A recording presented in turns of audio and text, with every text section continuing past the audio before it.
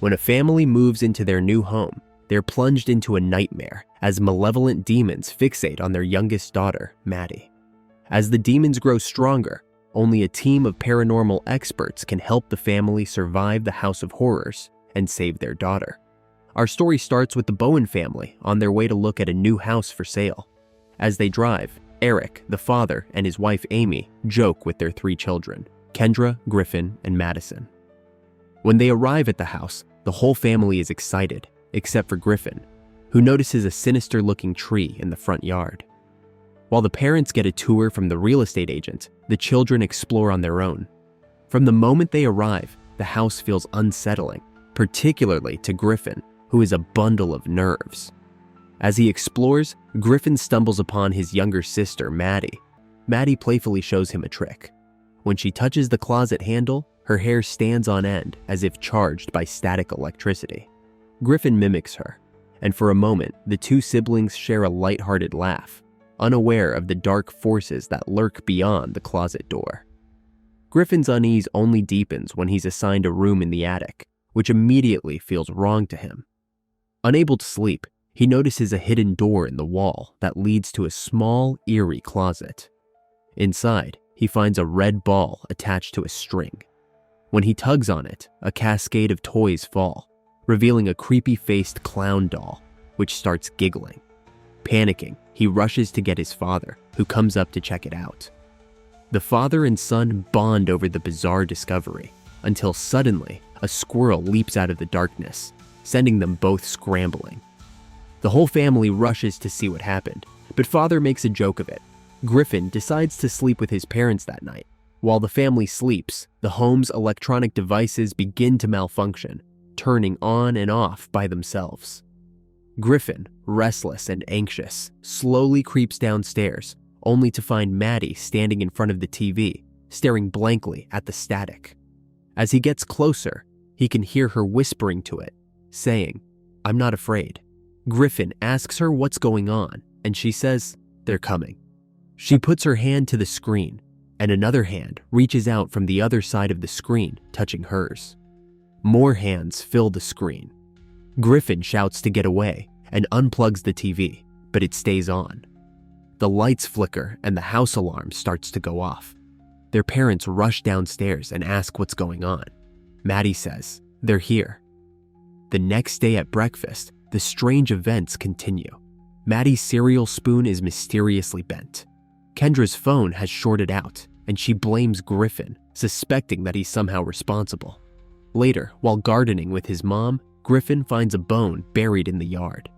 They don't realize it, but it's not just any bone. It's a human vertebrae. Later, while carrying boxes upstairs, Griffin sees a baseball mysteriously roll across the floor. Thinking it's his sister Maddie, he investigates, and when he drops the ball to the floor, watches as it rolls towards her closet seemingly on its own.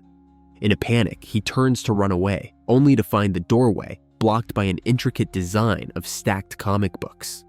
When he turns back to the room, the ball is gone. Griffin tries to convince his parents that something is seriously wrong with the house, but his pleas fall on deaf ears.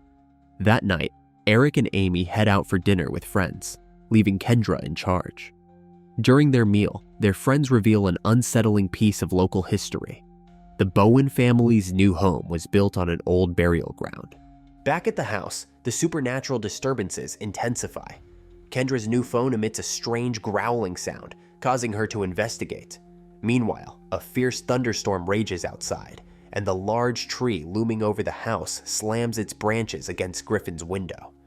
As Kendra follows the signal to the garage, the floor beneath her cracks open, releasing a thick, black sludge that bubbles up from the ground. Suddenly, a skeletal entity materializes beside her, and a bony hand shoots out from the muck, grabbing her leg and pulling her down. She screams, but the door slams shut. In Griffin's room, his toys begin to shift and move on their own. He notices the red ball attached to string on the floor and watches as it moves behind him. Suddenly, the clown lunges at Griffin, grabbing at his face and legs. Griffin kicks the clown away while a branch smashes through the window, sending shards of glass flying. The branch seems to reach like a hand through the broken window. Griffin bolts from the room, panicked, and dashes to Maddie's bedroom, only to find her cowering in the corner as the closet door creaks ominously. Outside, a tree branch scratches at the window. Griffin tells Maddie to stay away from the closet and runs to find Kendra, when suddenly a tree branch grabs him and drags him through the house and out the attic window. Maddie can hear him screaming outside, but her closet door opens and the lights in her room float to the closet, followed by her stuffed pig. Maddie follows it and is suddenly swallowed by the closet's dark, gaping maw. The closet slams shut, trapping her inside. Kendra finally frees herself in the garage, just as Eric and Amy return home, alarmed to find Griffin tangled in the branches of the tree outside. They rush to his aid, pulling him to safety. Kendra runs outside, drenched in black sludge and screaming that she can't find Maddie. The frantic search begins, but it's Griffin who first hears his sister's voice, faint and distant. He traces the sound back to the TV in the living room. Maddie's voice crackles through the static, pleading for help and calling out for her mom. Amy touches her hand to the television, and Maddie's small hand reaches back, trapped. Desperate for help, Amy and Griffin visit Dr. Brooke Powell, a renowned paranormal researcher. Griffin tearfully admits that he feels responsible for Maddie's disappearance because he left her alone when she needed him most. Moved by his plea, Brooke agrees to help. She gathers her assistants, Sophie and Boyd, and together they head to the Bowen home to investigate. The team sets up an array of recording devices and sensors throughout the house, hoping to capture any trace of the supernatural. The researchers tour the house and carefully inspect Maddie's closet. Boyd touches a chair, which suddenly flies through the air and crashes into the wall. Brooke explains that this is not a normal haunting. This is a poltergeist intrusion. She says that ghosts are normally harmless, but poltergeists are violent. In the kitchen, Eric makes himself a drink, but suddenly gets sick, throwing up black liquid filled with worms. In his reflection, he sees black liquid pouring from his eyes, only to realize it's an illusion. Boyd goes to place a heat sensor inside Maddie's closet. As he drills into the wall, the drill and his arm are suddenly pulled into the wall, along with the cord. Boyd puts his arm into the hole to look for the drill, only to be yanked violently against the wall. He screams, unable to free himself, while the sound of the drill whirls.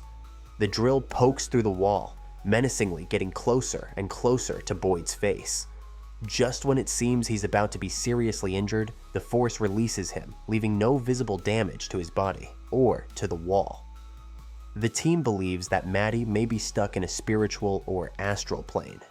Brooke explains that these malevolent spirits feed on Maddie's unique gift, her ability to communicate with the dead. The family, along with the investigators, tries to reach out to Maddie through the TV. They hear her voice, but she says she can't find her way.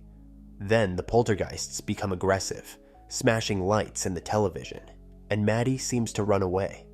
Determined to save his daughter, Eric searches Maddie's room and seems to find her hiding in the closet, only to see that it's not his daughter at all, but a demonic being. In a fit of rage and desperation, he bashes a hole in the wall, opening a portal that connects Maddie's closet to the ceiling of the living room below. The portal glows ominously, swirling with an unearthly energy. Brooke says they're going to need more help and calls in Kerrigan Burke, a famous paranormal investigator, and her ex-husband. Kerrigan explores the house, including the portal in the ceiling and Maddie's room, which is still vibrating with demonic energy. Kerrigan explains that Maddie's ability to connect with the spirits has made her a beacon for the restless dead. Her purity and innocence are what these spirits need to move on, but they are now holding her captive. Kerrigan devises a daring plan to rescue Maddie. He and the team rig a rope through the closet, stretching it through the portal and out the living room ceiling to create a lifeline. To see the other side, they send in one of Griffin's drones, equipped with a camera. The drone navigates the twisted, surreal landscape inside the portal, capturing images of ghostly apparitions and the skeletal remains of the spirits trapped in this dark realm. Eventually, the drone locates Maddie, but before she can reach for it, spectral hands seize her, dragging her back into the depths. The adults debate who should attempt the dangerous rescue, but Griffin, driven by guilt and determination, bolts into the closet. Griffin pushes through the nightmarish environment, dodging grasping hands and ghastly faces, until he finds Maddie. She says the spirits will never let her leave, and one of them grabs the rope and tries to pull it through the portal. The adults try to hold on to the rope, but lose it. The kids watch as the rope whips toward the light. They hold hands and run toward the light. With a final desperate leap, Griffin and Maddie fall through the ceiling portal and crash into the living room. The children are pale and unconscious. Eric and Amy rush them to the bath to try to wake them, and finally, the children open their eyes and gasp, hugging their parents. Believing the ordeal is finally over, the Bowens hastily pack their belongings and prepare to leave the cursed house. Maddie, however, insists that the house is not really clean. She explains that the spirits are still trapped, unable to move on because they were interrupted before reaching the light. The kids scream to start driving, but as Eric starts to drive away, the poltergeists drag the car back, pulling it into the house. Maddie is yanked from the car and then is pulled back to her closet, screaming. Eric, Amy, and Griffin rush upstairs and grab her before she's sucked into the vortex. Demons emerge from the closet, grabbing at Maddie as the family desperately holds on to her. Amidst the chaos, Kerrigan steps forward, commanding the house to release Maddie, temporarily closing the portal and giving the family a chance to escape. Realizing the only way to end this is to sacrifice himself, Kerrigan goes into the house and dives into the closet, while the house collapses on itself. The family sprints to their car, running past demons emerging from the ground. As they speed away in Sophie's car, the house erupts with a brilliant beam of light, signaling that the spirits have finally crossed over to the next realm. In the aftermath, Brooke and her team scan the remnants of the house, searching for any sign of Kerrigan, and detect a faint signal deep within the rubble, suggesting that he might still be out there somewhere. The Bowen family, forever changed by their ordeal, resumes their search for a new home. They visit a potential house that boasts a large closet space, but the sight of a familiar-looking tree outside the window is enough to make them reconsider. Without a second thought, they drive off, vowing never to let the past repeat itself. I hope you've enjoyed this terrifying tale. Don't forget to subscribe so you never miss another scary movie recap.